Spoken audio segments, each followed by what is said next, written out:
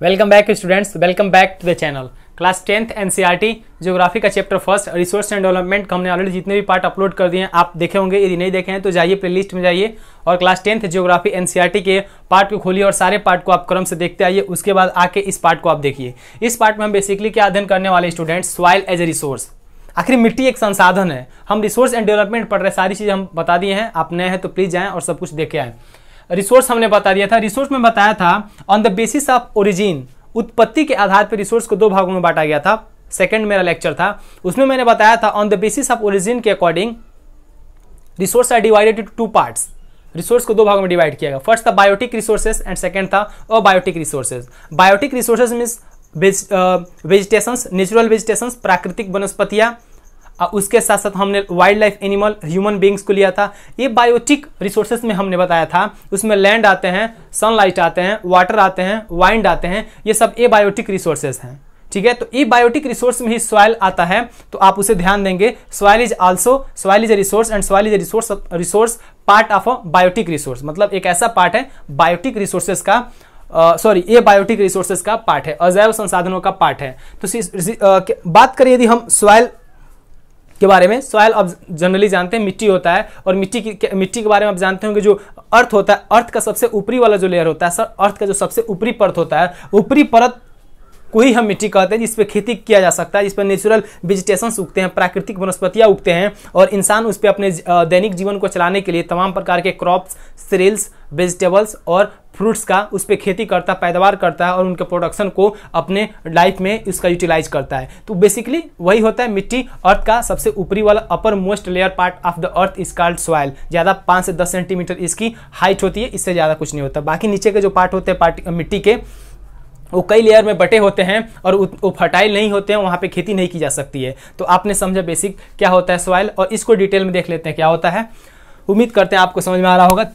Thin upper surface layer on the earth, पृथ्वी का ऊपरी सतह का सबसे पतला वाला जो पार्ट है, मान लीजिए ये लैंड है, लैंड का ऊपरी सतह का सबसे पतला वाला पार्ट जो है उसी को बोलते हैं सॉइल। ठीक है, उसी को बोलते हैं सॉइल। ठीक है, it comprising minerals particles formed by the breaking down of rocks. तो आप कहेंगे सर ऊपर वाला जो पार्ट आप कह रहे हैं मिट्टी, आखिर ये बना कैसे है? तो मैं आपको बताता हूँ। ये जो मिनरल्स होते हैं, मिनरल्स के जो पार्टिकल्स होते हैं, और उसके साथ साथ जो बड़े बड़े रॉक्स होते हैं, उस रॉक्स का ब्रेकिंग डाउन, रॉक्स को टूट के उनके छोटे छोटे पार्टिकल्स के जो होते हैं, वही पार्टिकल्स वो मिट्टी के पार्ट कहलाते हैं। छोटे छोटे पार्टिकल्स के, बड़े बड़े जो पार्टिकल्स होते हैं, उनके छोटे हुए टूटे हुए छोटे छोटे भाग को ही हम मिट्टी कहते हैं। जब वो कहीं जाके कंपोजिट हो जाते हैं, कहीं इकट्ठा हो जाते हैं, दे मेक या दे फॉर्म सॉइल। एक मिट्टी का रूप ले लेते हैं, कि मिट्टी का आकार हो जाता है उसमें, और वहां पे हम क्या करते हैं, खेती करते हैं, कल्टीवेशन करते हैं। ठीक है, वेदर्ड मिनरल, और 6 जितने भी मिनरल्स धरती पे हैं, जितने भी मिनरल्स के पार्टिकल्स हैं जो टूट फूट के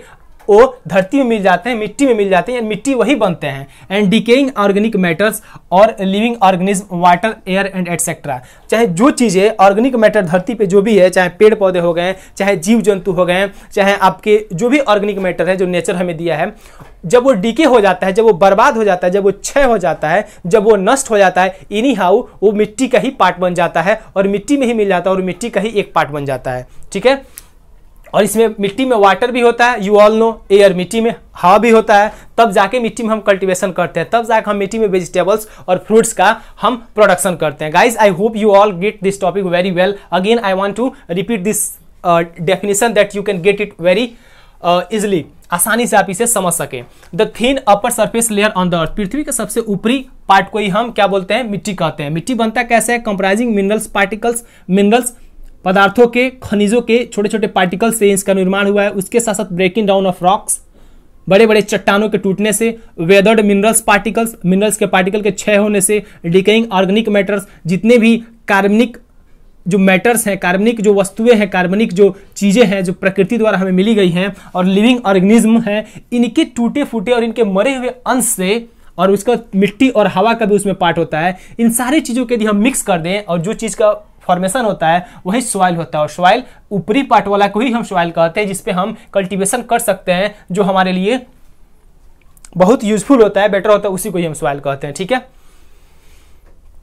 अब बात करते हैं सर इंपॉर्टेंस ऑफ सॉइल। आप यहाँ पे देख रहे होंगे इंपॉर्टेंस ऑफ सॉइल टाइप करके मैंने यहाँ पे हेडिंग में लिखा है। तो आप you all know the what is the importance of soil. Soil के इंपॉर्टेंस को हम इग्नोर नहीं कर सकते हैं। आप लोग भी जानते हैं और मैं भी जानता हूँ, वी आर डायरेक्टली और indirectly we are all dependent on the soil. हम लोग प्रत्यक्ष रूप से या अप्रत्यक्ष रूप से हम मिट्टी पर निर्भर हैं। आप जानते हैं कैसे? आज हम जो खाना खाते हैं, आज हम खाना खा के जो जिंदा रहते हैं, वो मिट्टी का ही देना। आज हम उस मिट्टी से ही हम क्रॉप, वो फसल उगाते हैं, मिट्टी से ही वो अनाज, मिट्टी से ही वो वेजिटेबल्स, मिट्टी से ही वो फ्रूट्स, मिट्टी से ही सारी चीज़ हम उगा के हम अपने दैनिक और अपने लाइफ को जिंदा रख पाते हैं। डायरेक्टली हम डिपेंडेंट हैं और इनडायरेक्टली जो भी मिनरल्स निकल रहे हैं वो मिट्टी के ही पार्ट हैं, मिट्टी से ही निकल रहे हैं, नीचे से ही निकल रहे हैं, ठीक है। और मिट्टी से तमाम तरह की उसमें से निकाल के वस्तुएं बनाते हैं और मिट्टी से हम बर्तन भी बनाते हैं, मिट्टी से ईंट बनाते हैं और उसी ईंट से हम बिल्डिंग्स बनाते हैं और उस मिट्टी पे अपना हम घर बनाते हैं, उस मिट्टी पे बिल्डिंग्स बनाते हैं, उस मिट्टी पे ही हम अपने बड़े बड़े आलिशान हवेली, बड़े बड़े आलिशान बिल्डिंग्स को खड़े करते हैं, शॉपिंग कॉम्प्लेक्स बनाते हैं, मॉल बनाते हैं, सारी चीज़ें बनाते हैं। किस पे? मिट्टी पे ही, सॉइल पे ही बनाते हैं, ठीक है। लेकिन सबसे ऊपरी पार्ट को ही मोस्टली सॉइल बोला जाता है। तो इंपॉर्टेंस आप इसको इग्नोर नहीं कर सकते हैं।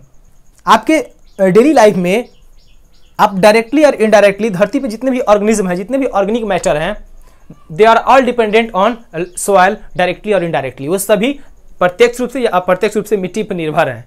आप समझ सकते होंगे। मैं आइए उसी चीज को, इंपॉर्टेंस ऑफ सॉइल, सॉइल की इंपॉर्टेंस को मैं आपको एक एक जो लाइन में यहाँ पे लिखा हूँ मैं बता देता हूँ। मैं लिखा हूँ मीडियम, मिट्टी एक माध्यम है प्लांट्स ग्रो। जो पौधे उगते हैं, जो पौधे बढ़ते हैं, उन पौधों को ऊपर बढ़ने के लिए, पौधों को आगे बढ़ने के लिए, पौधों को जिंदा रहने के लिए एक माध्यम का कार्य करता है। जो plants provide food our land creatures, वही सॉइल जो प्लांट्स के लिए जीवन का काम बनता है। प्लांट्स आप जानते हैं बिना मिट्टी के प्लांट्स का एग्जिस्ट नहीं है, प्लांट्स का कोई अस्तित्व नहीं है मिट्टी का। और वो जो मिट्टी है प्लांट्स को लाइफ दे रहा है, वो प्लांट्स हमको लाइफ दे रहे हैं। प्लांट्स मिट्टी पे डिपेंडेंट हैं, कंप्लीटली डायरेक्टली डिपेंडेंट हैं, और हम लोग इनडायरेक्टली मिट्टी पे डिपेंडेंट है। व्हाई? क्योंकि प्लांट से सॉइल पे प्लांट्स उग रहे हैं और प्लांट्स हमको O2 दे रहे हैं, ऑक्सीजन दे रहे हैं, प्लांट्स हमको वेजिटेबल्स दे रहे हैं, प्लांट्स हमको फ्रूट्स दे रहे हैं, और उस वेजिटेबल्स को, फ्रूट्स को और उनके लीफ को हम खा रहे हैं, हमारे वाइल्ड लाइफ खा रहे हैं, हमारे छोटे छोटे क्रिएचर्स खा रहे हैं। तो ऐसे हम कह सकते हैं ये मीडियम है प्लांट्स ग्रो, प्लांट्स को बढ़ने के लिए। प्लांट्स के जान होते हैं मिट्टी और हमारे लिए जान होते हैं प्लांट्स, ठीक है। ऑल लिविंग थिंग्स डायरेक्टली और indirectly dependent on soil for the food. कह रहे जितने भी धरती पे जीवित जंतु हैं, जीवित इंसान है, जीवित जो भी चीजें धरती पे, जितने भी ऑर्गेनिज्म है, ऑर्गेनिक मटेरियल्स, ऑर्गेनिक मैटर्स हैं, दे आर डायरेक्टली और indirectly dependent on soil for their food. वो अपने भोजन के लिए प्रत्यक्ष या अप्रत्यक्ष रूप से मिट्टी पे डिपेंडेंट है। यू ऑल नो, ठीक है। मैंने आपको बता दिया कैसे।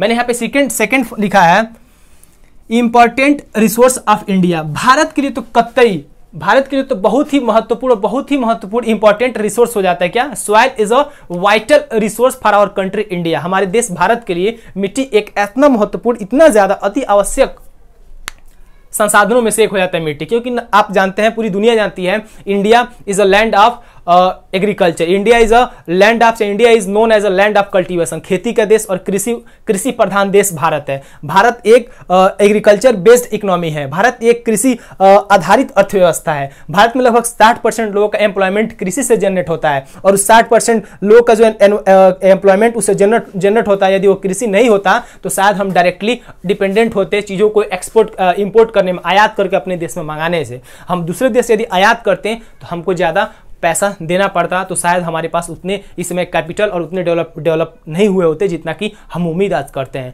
तो इंडिया के लिए कम नहीं है। इंडिया के लिए जो सॉइल है very very important resource for India, because India is known as a agriculture based economy of the world. दुनिया में कृषि प्रधान देशों में भारत का नाम आता है, क्योंकि भारत खुद तो खाता ही है, भारत दूसरे को भी सीरियल्स, अनाज, फूड्स, खाद्यान्न निर्यात करता है, ठीक है। क्योंकि हमारे पास उतनी लैंड है, हमारे पास वो रिसोर्स हैं जो अपने पेट पालते हैं, दूसरों को भी पेट पालते हैं, और इमरजेंसी काल में हम दूसरे को डोनेट भी करते हैं, दान भी देते हैं। तो इंडिया के लिए हो जाता है। बोला हो ना, प्रोडक्शन डिपेंडेंट, हमारे यहाँ का जो उत्पादन dependent on the fertility of soil. हमारे देश की जो मिट्टी है, उस मिट्टी की जो फर्टिलिटी कितनी, उपजाऊपन कितना है, वो मिट्टी कितना उपजाऊ है, उस पर हमारे देश का प्रोडक्शन निर्भर करता है, जो कि हमारे देश का पूरा कृषि सिस्टम और पूरे भारत का 60% एम्प्लॉयमेंट उससे जनरेट होता है। अभी कोरोना काल में गाइज आप जानते हो कितनी हाहाकार मचा था, कितने परिस्थितियां उलट पुलट हो गई थी, सबको इधर उधर भाग रहा था। लेकिन ट्रस्ट में, यदि कृषि नहीं होता, यदि एग्रीकल्चर सेक्टर नहीं होता, तो जितने भी मजदूर जो शहर से गांव की ओर प्लान किए हैं, the people who migrate from city to rural area, जो शहर से गांव प्लान किए हैं, उनके जीविका का सोर्स एकमात्र कोई चला पाया है, एकमात्र कोई रोक पाया है, तो वो था लैंड, वो था खेती था, वो था एग्रीकल्चर था, वो था कल्टीवेशन था। और आप जानते हैं कल्टीवेशन और एग्रीकल्चर एनी हाउ डायरेक्टली निर्भर है किस पे? सॉइल पे। तो इसके आप इंपॉर्टेंस को कम नहीं कर सकते। अगर आ जाए क्वेश्चन आपको लॉन्ग आंसर में, तो आप इसे इस तरह लिखेंगे, जिस तरह मैं दिया हूं वैसे आप इसे लिख सकते हैं एज अ हेडिंग। आते हैं, इसी में सीरियल्स मतलब होता है अनाज हम इसी से उगाते हैं, दाल हम इसी से उगाते हैं, वेजिटेबल सब्जी हम इसी से उगाते हैं, फ्रूट्स हम इसी से उगाते हैं, ठीक है।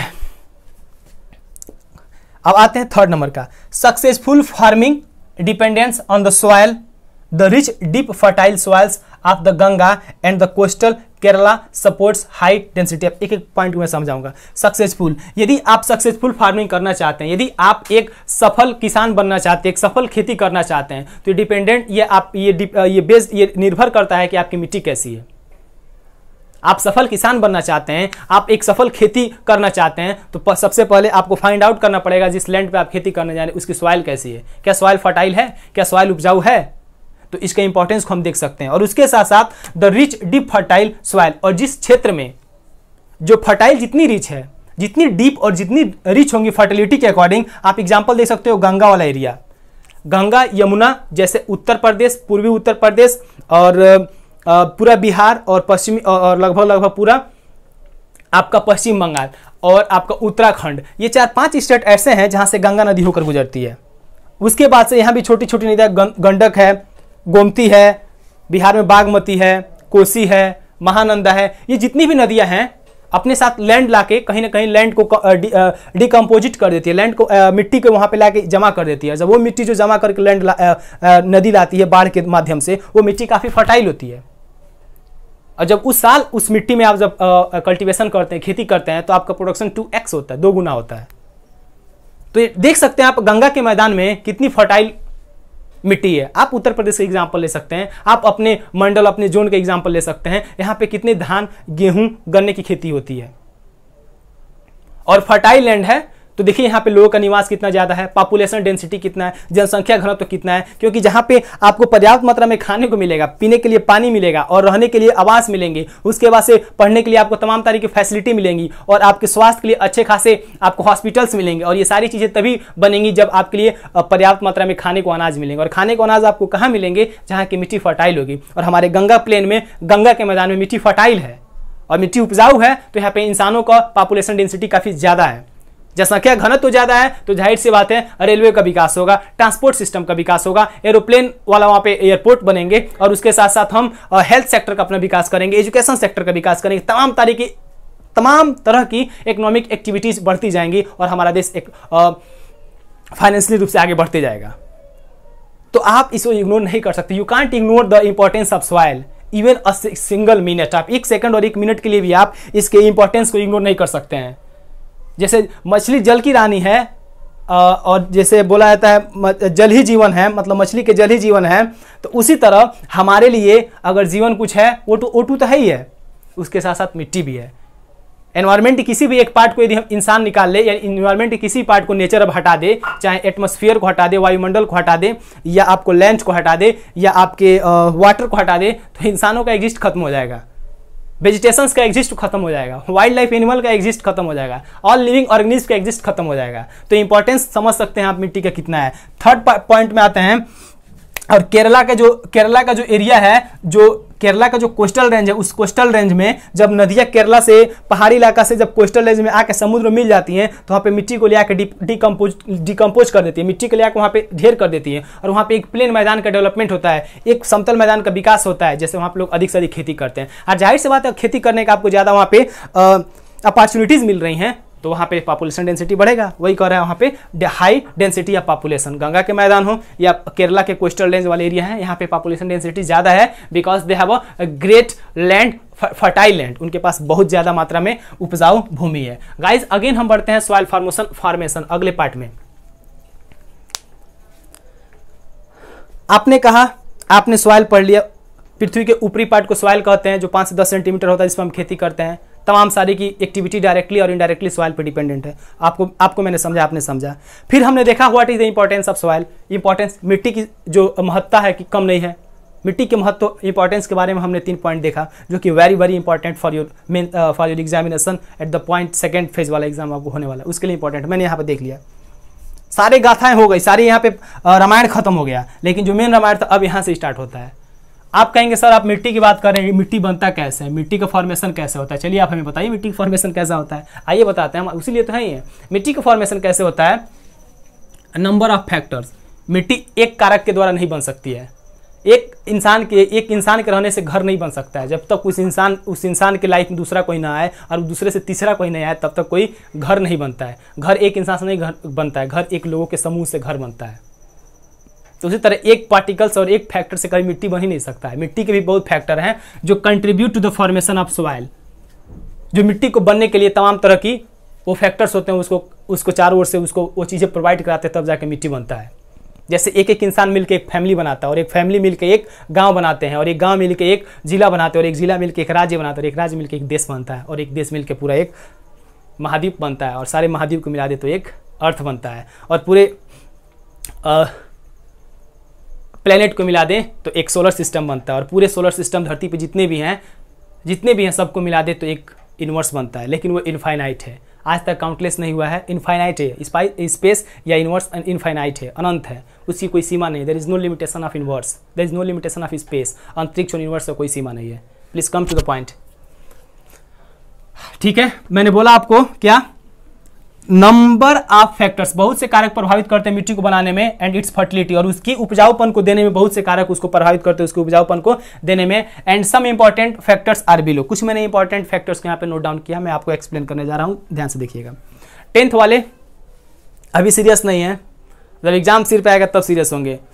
Most of the students they are not making their notes, अपना नोट्स नहीं बना रहे। I don't know why, but this is time to make the notes for that students who is not making. ये समय है उनको बनाना चाहिए, otherwise they are going to lose their opportunity to get good marks, because they are going to face the 2-phase examination of CBSE board class 10th and 12th. So please make notes, short notes, so that you can get good marks. please आप notes बनाएं। This is not for me, मैंने तो सब कुछ कर लिया है। This is time for you, ये आपका समय, आप नोट्स बनाएं ताकि आप रिवाइज कर सकते हैं। आइए देखते हैं पेरेंट मटेरियल।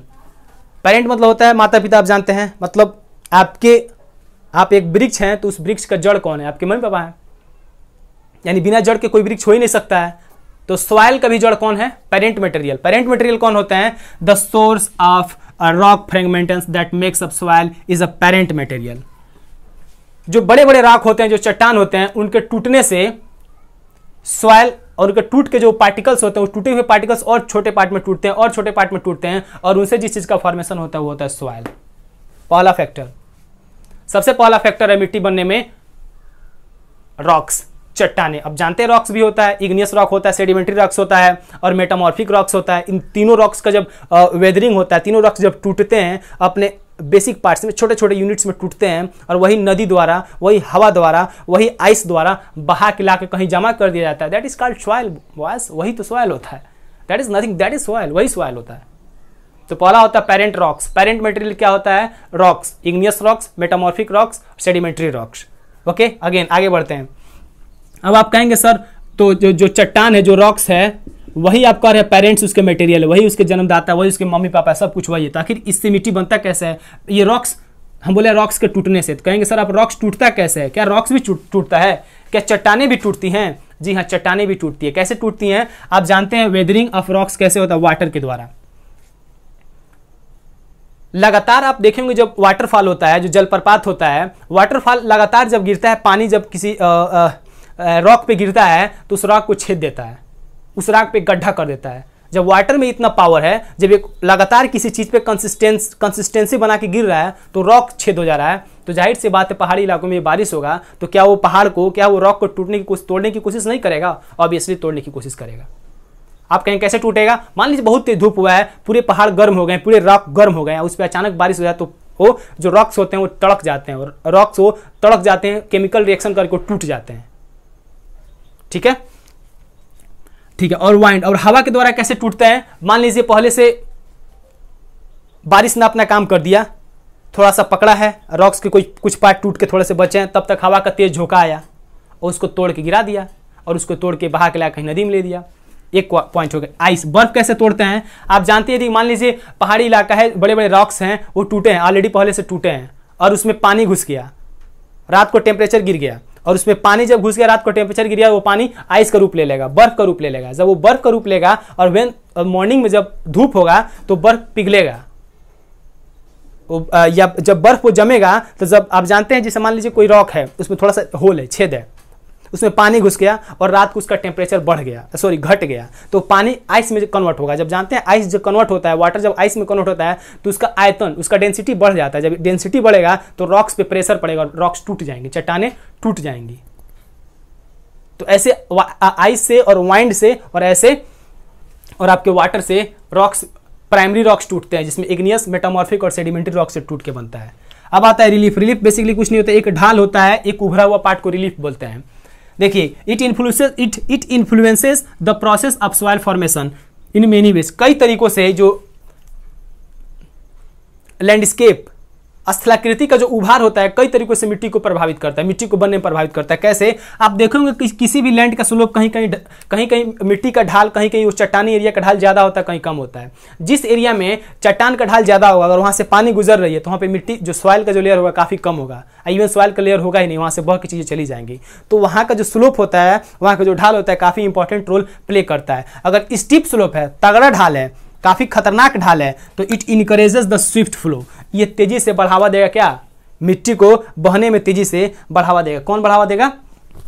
आपका वो बढ़ावा देगा, स्टीप जो स्लोप है वो बढ़ावा देगा मिट्टी को वहां से बहने में, और वहां पे लेयर ऑफ सॉइल, मिट्टी की जो परत होगी काफी पतली होगी।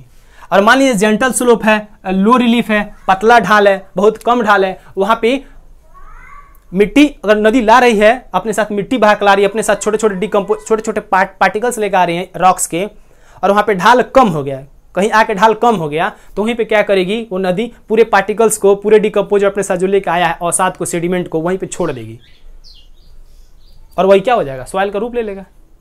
जब बाढ़ आता है, आप नहीं देखे होंगे, जब बाढ़ आता है तो अपने साथ बहुत मिट्टी लेकर आता है। आप देखते होंगे नदी, गंगा नदी देखे होंगे, शायद आप नहीं देखे होंगे, कभी देखने का मौका मिले जरूर देखिएगा, चाहे या गंडक नदी देखने का मौका मिले तो देखिएगा। इस समय का जो टाइम अभी गंगा नदी चाहे गंडक रिवर है, आप उसमें देखिएगा, उसकी मिट्टी नीट एंड क्लीन नहीं दिखाई देगी, उसकी मिट्टी साफ कतई नहीं दिखाई देगी। अब पूछेंगे सर साफ कैसे नहीं दिखाई देगी? क्योंकि इस समय नदियों में पानी एकदम लबालब भरा होता है, कंप्लीट भरा होता है, तो मिट्टियां और नदियां मिट्टी काट के लाई होती हैं और अपने अंदर मिट्टी को मिलाई होती हैं, और जब वही मिट्टी जब किसी क्षेत्र में बाढ़ लेके जाती हैं तो वही मिट्टी वहां पे छोड़ के फिर चली आती हैं। समझ रहे हैं? तो वैसे स्लोप का इंपॉर्टेंस होता है, ठीक है। स्लोप जहां पे रहेंगे वहां पे मिट्टी नहीं रुकेगी, वहां पे लेयर ऑफ सॉइल कम होगा, और जहां पे स्लोप ज्यादा हो, कम, बहुत कम होगा, वहां पे डिकम्पोजिशन होगा, मिट्टियों का वहां पे अवसाद इकट्ठा होंगे। जब वहां पे इकट्ठा होंगे तो वहां पे एक मिट्टी का एक एरिया क्रिएट होगा, ठीक है। क्लाइमेट तो सबसे इंपॉर्टेंट फैक्टर है। आप जानते हैं अगर जिस क्लाइमेट में आप रह रहे हैं उसका टेम्परेचर बहुत ज़्यादा है और मॉइस्चर बहुत कम है, अगर मान लीजिए राजस्थान साइड में आप रह रहे हैं, रेगिस्तानी इलाका में रह रहे हैं, तो आप जानते हैं वहाँ पे टेम्परेचर ज़्यादा है। टेम्परेचर ज़्यादा है तो वहाँ की मिट्टी में जो नमी होती है, जो मॉइस्चर होता है, जो नमी होता है, उसको सूर्य खींच लेता है और मिट्टी अनुपजाऊ हो जाती है, तो उस मिट्टी का कोई इंपॉर्टेंस रह ही नहीं जाता है। और किसी एरिया में इतना ज़्यादा बारिश हो रहा है, इतना ज़्यादा बारिश हो रहा है, हद से ज़्यादा उस मिट्टी में क्या मॉइस्चराइजेशन, नमी है, हद से ज़्यादा मॉइस्चर हो गई है मिट्टी, तब भी वो इनफर्टाइल हुई, तब भी अनुपजाऊ हो जाएगी, क्योंकि उसके सारे नीचे के जो न्यूट्रिएंट्स होंगे, जितने भी मिनरल्स होंगे, सब बाहर निकल आएंगे, पानी के रास्ते दह जाएंगे, तब भी वो अनुपजाऊ हो जाएगी। तो उसका कोई औचित्य नहीं बनता। वो मिट्टी है तो क्या उसका क्या वो रिसोर्स के रूप में कोई उसका रिसोर्स नहीं इस्तेमाल किया रहा है। तो डिपेंड करता है वहाँ का क्लाइमेट कैसा है। क्लाइमेट ऑलवेज डिसाइड, या climate is one of the most important factor to form the soil, चाहे टू इट्स फर्टिलिटी। तो मिट्टी के फर्टिलिटी को डिसाइड करने में क्लाइमेट बहुत ही इंपॉर्टेंट फैक्टर हो जाता है। नेक्स्ट है नेचुरल वेजिटेशन, ये है प्राकृतिक वनस्पति। आप कहेंगे सर प्राकृतिक वनस्पतियां कैसे मिट्टी के फॉर्मेशन में हेल्प कर रही हैं, कैसे हेल्प कर रही हैं? आप जानते हैं जब बड़े बड़े जो सॉइल, जो बड़े बड़े ट्रीज होते हैं, वृक्ष होते हैं, नेचुरल वेजिटेशन, प्राकृतिक वनस्पतियां, उस पर छोटे छोटे कीड़े मकोड़े रहते हैं, उसमें पत्तियां होती हैं, उसके डाली होते हैं। जब कीड़े मकोड़े नीचे गिर जाते हैं, पत्तियां जब झड़ के नीचे गिर जाती है, डाली उसके टीट के नीचे गिर जाती हैं, उसके साथ साथ कीड़े मकोड़े भी नीचे मर जाते हैं और पत्ते भी सड़ जाते हैं, डाली भी सड़ जाती है, वो भी छोटा छोटा रूप ले लेती है। वो भी छोटे छोटे पार्टिकल्स में चेंज हो जाती है। कीड़े मकोड़े उसको काट काट के छोटा छोटा कर देते हैं और एक क्या वो भी एक लैंड का फॉर्मेशन हो जाता है, एक मिट्टी का रूप वो ले लेते हैं। और वो जो मिट्टी बनती है, जो ऑर्गेनिज्म के मरे हुए ऑर्गेनिज्म को जो छोटे छोटे कीड़े मकोड़े मर गए हैं और वो मिट्टी मिल गए हैं, तो वो मिट्टी काफ़ी ज़्यादा फर्टाइल होगी और उस मिट्टी में आप खेती कर रहे हैं तो काफ़ी ज़्यादा चांसेस है कि आपके प्रोडक्शन कई गुना ज़्यादा होंगे, क्योंकि उसमें जीवों के अंश हैं। ठीक है, तो जब जीवों के अंश होंगे तो आपकी मिट्टी काफ़ी फर्टाइल होगी। तो ऐसे प्ले करते हैं नेचुरल वेजिटेशन सॉइल के फर्टिलिटी को बढ़ाने और घटाने में। और आप जानते हैं जो वेजिटेशंस होते हैं कितना इंपॉर्टेंट सॉइल फॉर्मेशन में होते हैं। आप जानते हैं कल में बताया था, जो ट्री होते हैं, जो वेजिटेशंस होते हैं, वनस्पतियाँ होती हैं, जो उनके रूट्स होते हैं, जड़ होते हैं, मिट्टी को बांध के रखते हैं, मिट्टी को बाइंड करके रखते हैं, मिट्टी के एक एक पार्टिकल्स को बांध के रखते हैं। और उस जड़ के पास कितना भी आप हुमस की बारिश करा दीजिए, कितना भी बारिश वहाँ पे आ जाए, का मजाल उसका एक मिट्टी भी बह जाए, एक मिट्टी भी नहीं बहेगी भाई।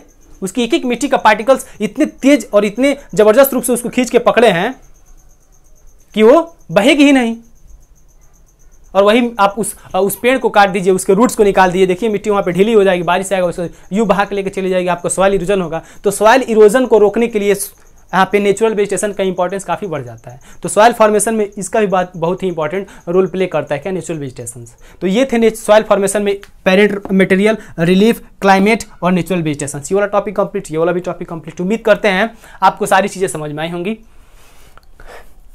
यदि आप चैनल पे नए हैं, ग्रुप पे नए हैं, तो चैनल को प्लीज़ सब्सक्राइब करें, प्लीज़ सब्सक्राइब करें, लाइक करें और जितना अधिक से अधिक हो सके शेयर करें। लेकिन यदि आपको कोई डाउट है इस टॉपिक से रिलेटेड, कोई भी डाउट हो, तो आप कमेंट बॉक्स में कमेंट कर सकते हैं या व्हाट्सएप पे आप कमेंट कर सकते हैं, सो that I can solve your doubt, ताकि मैं आपके डाउट को सॉल्व कर सकूँ। और जितना हो सके प्लीज़ इसको शेयर करें, so that I can get good subscribers and number of subscribers. Okay, bye, thank you and take care.